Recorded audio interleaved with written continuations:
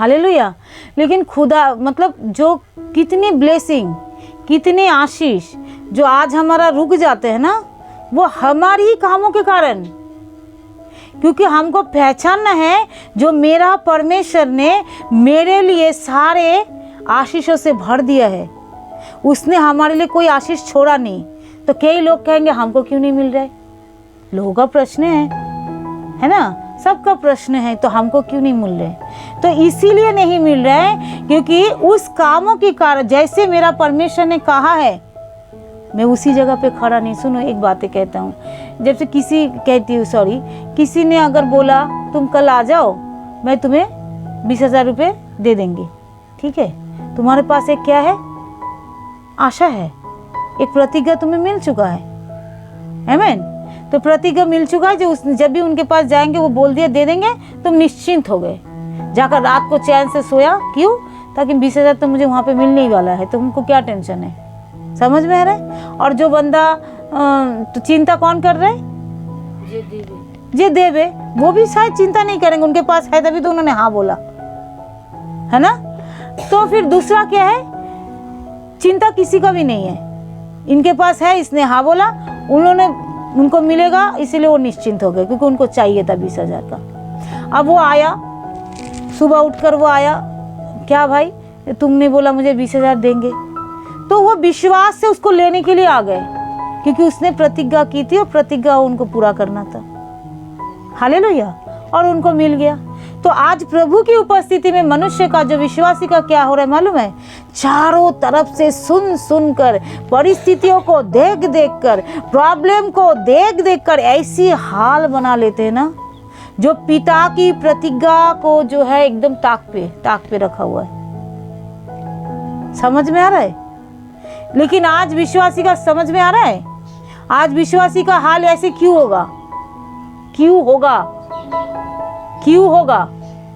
क्योंकि मेरा पिता तो प्रतिज्ञा दे दिया है। हालेलुया। आज हम वचन को थोड़ा सा इसको स्टडी करेंगे, ताकि तुम लोग भी जानो जो प्रतिज्ञा कैसे काम करता है। आमीन। प्रतिज्ञा कैसे हमारे जीवन में काम करता है। सबसे पहले हम देखेंगे गिनती की पुस्तक उसका 23 का 19। गिनती की पुस्तक 23 का 19। हालेलुया। यहाँ पे लिखा है,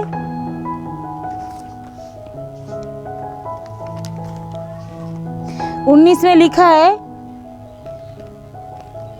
ईश्वर मनुष्य नहीं जो झूठ बोले, और वह आदमी है कि अपनी इच्छा बदल दे, अपनी इच्छा को बदले। ईश्वर मनुष्य, और जो कुछ उसने कहा है वो ना करे। गिनती का 19 का 23 का 19 याद रखे। और जो कुछ उसने कहा है वो ना करे, वो ऐसा है ही नहीं। इंसान जो बोला है मैं 20,000 रुपये तुम कल सुबह आ जाओ मैं दे दूंगा, तो उसके ऊपर इतना भरोसा करके वो आदमी आ भी गया। वो ना भी कर सकता था, जो हम देंगे नहीं। लेकिन परमेश्वर कहता है मैं मनुष्य नहीं जो मैं झूठ बोलूं। हालेलुया। कितना बड़ा प्रतिज्ञा है। मान लो इस बातों को, सुन लो, समझ लो, इसको समझने की जरूरत है। बोलो प्रभु यीशु मेरी समझ को खोलिए, मेरी बुद्धि को खोलिए, मेरे ज्ञान को खोलिए, और मेरे आत्मिक कान को खोलिए, ताकि मैं आपके वचन को समझ पाऊं और मेरे कान सुने और उसको करने वाले बन जाऊं, यीशु के नाम से, आमीन। तो जो वचन जो है ना, हृदय में ग्रहण करना है, कानों से सुनना है, समझना है। जैसे दूसरे की बात पटक से समझ में आ जाता है, तो परमेश्वर की बाइबल का क्यों नहीं समझ में आएगा। बाइबल किसके लिए है? मेरे लिए। ये व्यक्तिगत बाइबल है। बाइबल बात करता है, आप जानते हो। मैंने कितना प्रश्न होता है, कितने ज़्यादा बातें होती हैं, कितने ज़्यादा प्रॉब्लम होती है, सारे रिजल्ट मुझे बाइबल से मिलता है। सारे प्रार्थनाएं मैं सोचती हूँ ये कैसे हुआ। मतलब मन की बातें भी परमेश्वर जान जाता है। शायद मैं ना भी बोलूँ तभी भी वो जान जाता है। हालेलुया।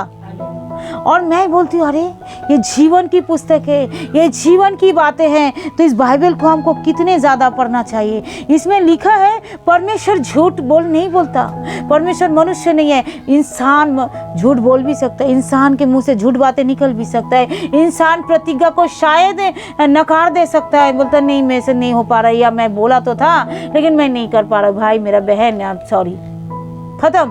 लेकिन मेरा पिता ऐसा नहीं बोलेगा, बोले मैं आदमी नहीं हूं जो अपनी प्रतिज्ञा को पूरा ना करे। हालेलुया। वो परमेश्वर है, वो सृष्टि का मालिक है, वो करेंगे ही। आप प्रतिज्ञा ढूंढो, कैसे ढूंढेंगे? बोलो बाइबल पढ़ते हुए, बाइबल पढ़ते हुए जो मेरे लिए पिता ने क्या प्रतिज्ञा रखा। मैं 2014 की बात कर रही हूँ। मैंने एक बार परमेश्वर की वचन में परमेश्वर ने मेरे से कहा जितने भी तीतर बीतर लोग हैं ना, मैं सबको इकट्ठा करूँगा। तो मैंने परमेश्वर की पूरा आवाज़ को मैंने सुना, ठीक है। और जब मैंने बोला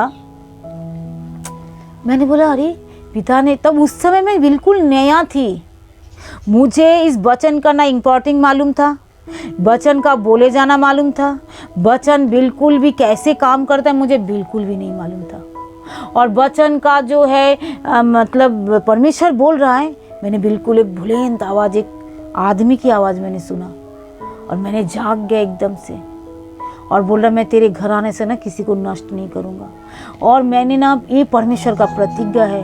और उस दिन ना मुझे ना, जब निराशे की दशा में ना मेरा ये प्रतिज्ञा मुझे याद आया, तो मैंने बोला ये प्रतिज्ञा कहाँ कहाँ लिखा है, मैं आज इसको निकालेंगे।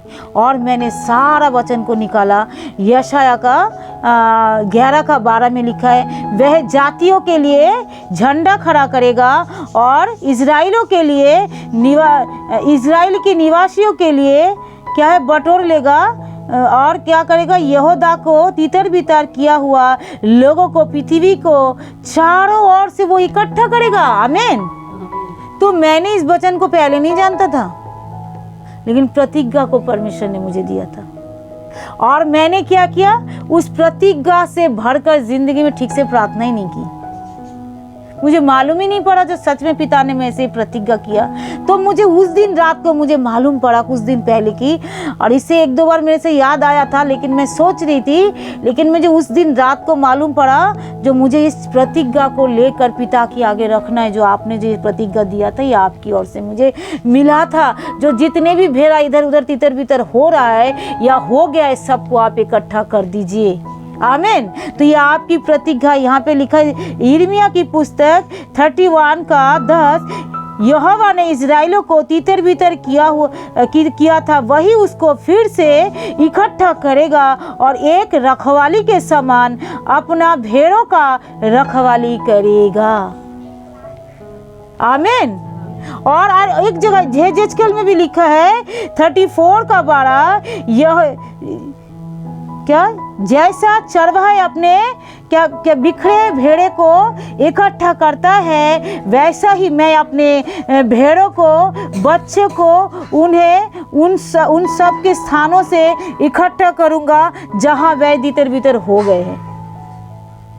आमीन।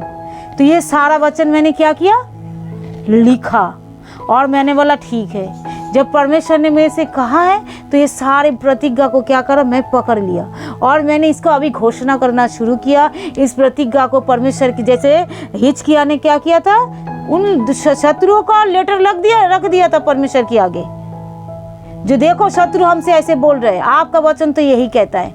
हे पिता, वो नम्रता पूर्वक क्या किया था, परमेश्वर के आगे, परमेश्वर की भवन के आगे खोल कर, टाट ओट कर, रो कर, उस समय यीशु मसीह नहीं आया था, उस समय नम्रता से प्रार्थना और टाट ओढ़ना ये सब चीज़ें चलता था।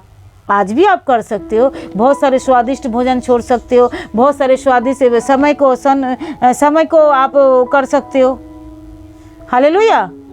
आप समय को क्या कर सकते हो, प्रभु के लिए कुछ ना कुछ काम को छोड़ सकते हो, कुछ ना कुछ प्रभु के लिए एक रात को कर सकते हो, जिन्हें आज का रात हम प्रार्थना करेंगे। तो ये इसका कोई नियम नहीं है, लेकिन हम परमेश्वर के साथ क्या करेंगे, उस प्रतिज्ञा को जो मेरा पिता ने मुझे दिया है, या उस प्रार्थना को, उस विनती को, उस निवेदन को हम परमेश्वर के आगे रख सकते हैं। आमीन। फिर यहाँ पे देखेंगे 2 पतरस 1:4, दूसरा पतरस 1:4 देखेंगे थोड़ा सा। यहाँ पे लिखा है, जिसके द्वारा वह बहुमूल्य और बहुत ही बड़ी प्रतिज्ञाएं दी है, ताकि उनके द्वारा तुम भी इसी सराहट से छूटकर जो संसार के बुरी अभिलाषाओं से होती है, ईश्वरीय स्वभाव में सहभागी हो जाओ। क्या बोला? ईश्वरीय स्वभाव में। क्या बोला? ईश्वरीय स्वभाव में क्या, कैसे हो जाओ? उस सराहट से छूट जाओ। मैंने अभी क्या बोला था?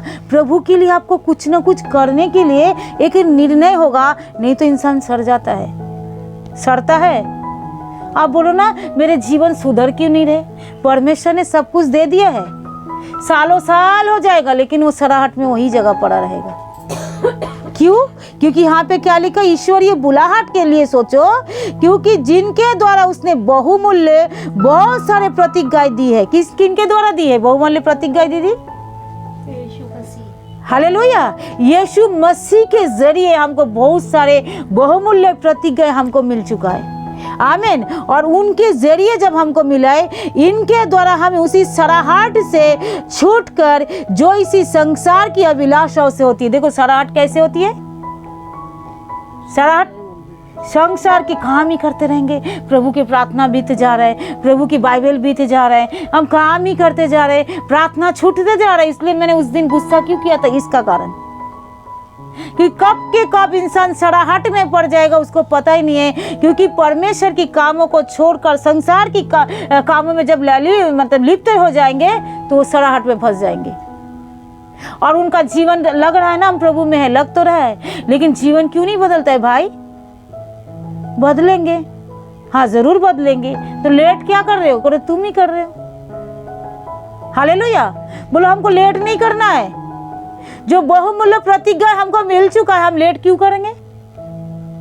क्योंकि इसको क्या हमको करना पड़ेगा क्या? जो परमेश्वर की ओर से प्रभु यीशु ने हमारे लिए किया है, तो हमको तो नहीं करना पड़ेगा। तो हमको क्या कर, हमको थोड़ी ना क्रूस पे चढ़ना पड़ेगा? नहीं, क्योंकि यीशु ने मेरे लिए क्रूस पे चढ़ गया है। हालेलुया। यीशु ने मेरे सारे दुखों को उठा लिए। आज भी अगर हम दुखों को भोग रहे हैं तो क्या बहुमूल्य प्रतिज्ञा को हमको पकड़ लेना है जो यीशु मसीह के जरिए हमको मिल चुका है। आमीन। तो हम सराहट से अपने आप छूट जाएंगे। क्योंकि हमें क्या करता है, करे संसार की बातों को अगर ज्यादा पीरे जान रहे हो, संसार की, समझ में आ रहा है? संसार की बातों को ज्यादा प्रिय मत जानो। संसार की चीज बड़ा टेस्टी लगता है, लेकिन वो थोड़े समय के लिए, और परमेश्वर की चीज बहुत ज्यादा टेस्टी लगती है, वो जिंदगी भर के लिए। प्रेज द लॉर्ड, हालेलुया, पूरी जिंदगी भर के लिए। तो यहाँ पे क्या बोल रहे हैं? उस अभिलाषा जो होती, जो संसार के बुरी अभिलाषाओं से होती है। कई जगह हम घूमने जाए, वो बुरी अभिलाषा नहीं है। हम उसकी नेचर को देखने जाए, वो बुरी अभिलाषा नहीं है। अब बुरी अभिलाषा क्या है भाई? बुरी, इसको बहुत बड़ा शिक्षा है, हमको समझना है। बुरी अभिलाषा क्या है? हम डिस्को में जाएं, हम ऐसे ऐसे झुमके पहने, ऐसे शॉर्ट ड्रेस पहने, ऐसे फालतू का चक्कर लगाकर ऐसे करे, लड़ाइयों में बैठ जाए, झगड़ों में बैठ जाए, काम ही करते रहे, यही करते रहे। मतलब वो क्या है? पैसों के पीछे भाग रहे हैं, संसार के पीछे भाग रहे हैं। मतलब ये क्या है? बोलो बुरी अभिलाषा, जो हमारे साथ रहने का नहीं। वो हमारे साथ रहेगा क्या? वो इंसान उसमें सराहट में फंस जाएगा। जो ऐसा करने लग जाएगा ना, वो उसी सराहट, मतलब कोई चीज सड़ता है 5 मिनट में सड़ जाता है, 5 मिनट में। कोई खाना बनाकर रख दो तो उसके लिए भी 1 दिन लगता है सड़ने के लिए ना। पूरा उसका यूज ना करो, गर्म ना करो, कुछ ना करो, ऐसे फेंक के रख दो तो 1 दिन 2 दिन लगता है उस खाना खराब हो जाने में। और गर्मी के टाइम में तो थोड़ा जल्दी हो जाता है, सर्दी में थोड़ा टाइम लगता है। तो सराहट में भी, संसार के अंदर भी अगर वही अभिलाषा हम करते रहेंगे ना, तो धीरे धीरे देखेंगे क्या हो जाएगा, हम सराहट में पड़ते जाएंगे। तो हम बोलो ऐसे नहीं होना है हमको। संसार की बुरी अभिलाषा से जो हमारी शरीर के लिए लाभ नहीं है, हमारे विचार के लिए लाभ नहीं है। अगर हम किसी के लिए लड़ाई की विचार करें तो क्या है? बुरी अभिलाषा। आप किसी के नुकसान की विचार करें तो क्या है? बोलो बुरी अभिलाषा। किसी के लिए बुरा सोच रहे या किसी की चुगलियां खा रहे तो क्या है? वो बुरी अभिलाषा। हालेलुया। तो बुरी अभिलाषा से क्या होता है? बोलो सड़ जाता है, खराब हो जाता है, तो आत्मिक लेवल क्यों नहीं घटेगा? फिर आज लोगों की जीवन क्यों देख रहे, आत्मा में क्यों नहीं बढ़ पा रहे? क्यों नहीं बढ़ पा रहे आत्मा में? इसीलिए क्योंकि वो लोग ज्यादा अभिलाषा रखता है संसार के, ज्यादा अभिलाषा, पैसा कमाएंगे, ये करेंगे, वो करेंगे, शादी करेंगे, परिवार बनाएंगे, घर बनाएंगे, ये नौकरी चाहिए, ये चाकरी चाहिए, ये चाहे उसके लिए कुछ भी करना पड़े तो कर लेंगे, रात भर जगना है तो जग लेंगे, इनके पास हाथ पैर पकड़ना तो पकड़ लेंगे। उसको कहते हैं क्या है? बुरी अभिलाषा। मतलब जो अगर हम उस सराहट से अगर छूट जाते हैं, अगर ईश्वरीय स्वभाव में क्या हो जाएंगे? सहभागी हो जाओ। मतलब उस चीज़ों को छोड़ो, ईश्वरीय स्वभाव में। तो कैसे ईश्वरीय स्वभाव में हम सहभागी हो जाएंगे? बोलो बाइबल की जगह। आमीन। तो बाइबल मेरे लिए क्या प्रतिज्ञा दी है, उस प्रतिज्ञा को शरण करें। यीशु मसीह आज अगर हम धरती में हम रह रहे हैं, धरती में सबके लिए प्रभु ने, जब प्रभु के पास लोग आ गए, सबको कुछ ना कुछ सेवा दिया है परमेश्वर ने, और उस सेवा को क्या करना है? बोलो हमको पहचानना है। आमीन। उस सेवा को पहचानना, जैसे यीशु ने भी अपना सेवा को पहचान लिया था। यीशु का सेवा क्या था? यशाया नबी का पुस्तक देखेंगे 61, यशाया 61 को थोड़ा सा देखते हैं।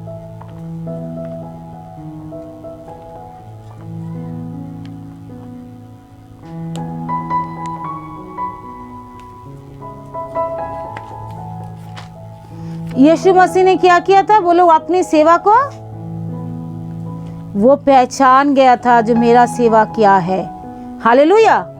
और यहाँ पे लिखा है प्रभु यहोवा का आत्मा मुझ पर है, क्योंकि यहोवा ने सुसमाचार सुनाने के लिए मेरा अभिषेक किया, और मुझे इसलिए भेजा गया क्योंकि मैं खेदित वाले लोगों को शांति दूं, कि बंदियों के लोगों को स्वतंत्रता की, और कैदियों के लिए छुटकारे का प्रचार करूं।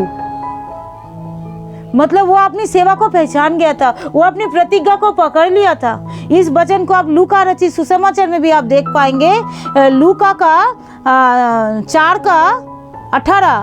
प्रभु की आत्मा मुझ पर है, इसलिए कि वो कंगालों को सुसमाचार सुनाने के लिए मेरा अभिषेक किया, और मुझे इसीलिए भेजा कि बंदियों को छुटकारा करूं, और अंधे को भी दृष्टि पाने की सुसमाचार का प्रचार करूं, और कुचले हुए को छुड़ाओ, और प्रभु को प्रसन्न रहने की वर्ष का प्रचार करूं। मतलब परमेश्वर कैसे खुश रहेंगे उसका प्रचार करूं। हालेलुया। तो प्रभु ने, परमेश्वर ने, यीशु मसीह अपना उस काम को जान गए, मेरा काम धरती पर क्या है।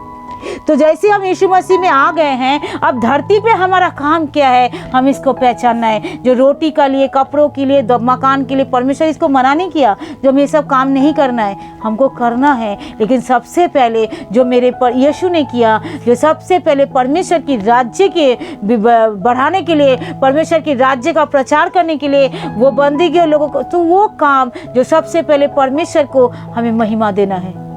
लेकिन हम क्या कर रहे हैं मेरे प्रियो? सबसे पहले क्या करें? पहले अपना काम देखेंगे, फिर अपना सब कुछ हो जाएंगे। अगर टाइम मिलेगा तब प्रभु के पास आएंगे, तो नहीं तो नहीं। तो हम गलत है ना?